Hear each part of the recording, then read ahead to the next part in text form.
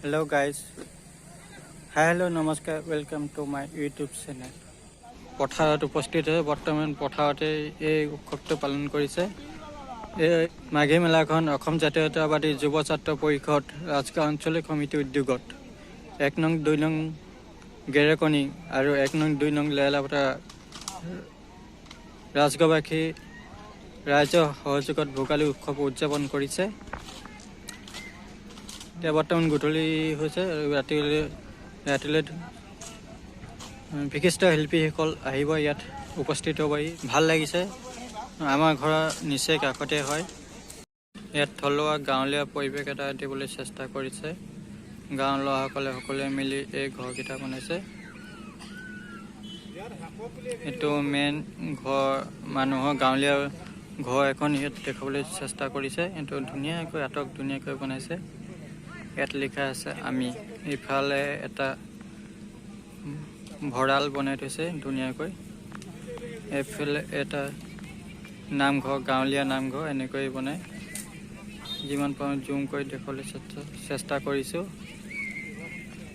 এইটো দিনৰ পৰিৱেশৰ, ৰাতিৰ পৰিৱেশটো পিছত দিবলৈ চেষ্টা কৰিম।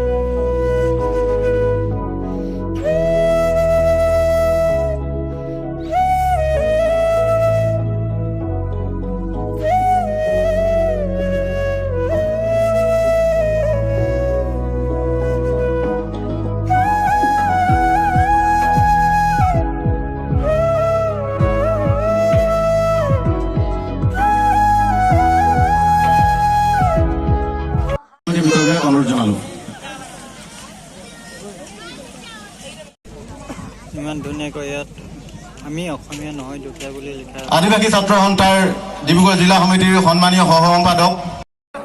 ইয়াত ধেমাজিৰ পৰা আহিছে। ইয়াত কি পায় আপোনালোকে চাই লওক। খৰিকা দিয়া গাহৰি মাংস, খৰিকা দিয়া কুকুৰা মাংস, খৰিকা দিয়া মাছ, পোৰা গাহৰি মাংস, পুৰাং আপিং, কৰে আপোন, নংটিং আপোন, পলু, লেটা চব সকলোৱে পাব।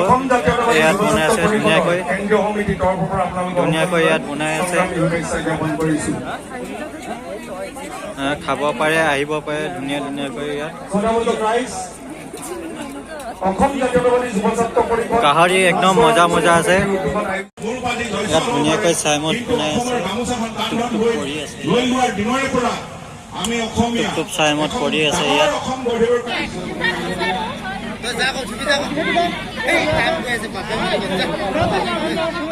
আৰু সেই কথাটো আমি দেখিলো।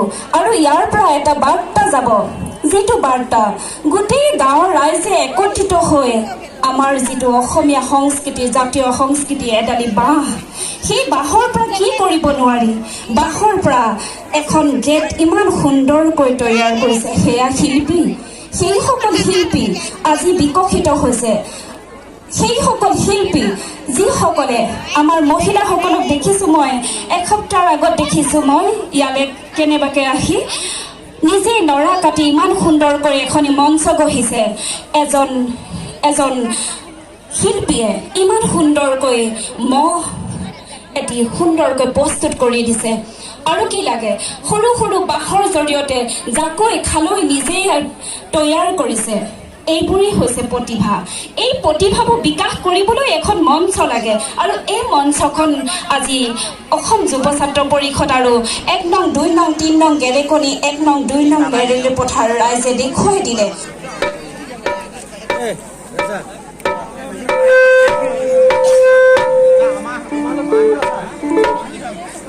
অসমীয়া কৃষ্টি সংস্কৃতি বজাই ৰখাৰ স্বাৰ্থত অসমৰ ভোগালী বিহু কেন্দ্ৰগুৰিত উদযাপন কৰিছেহি। অসমীয়া মানুহ যে ইমান দুৰ্বল নহয় তাৰে প্ৰতিপন্ন কৰিবলৈ ইয়াত হাজাৰ লোক গোট খাইছেহি। বৰ্তমান অনুষ্ঠান এতিয়া আৰম্ভ কৰিছে। সকলোৱে চিঞৰ বাখৰ কৰি আছে।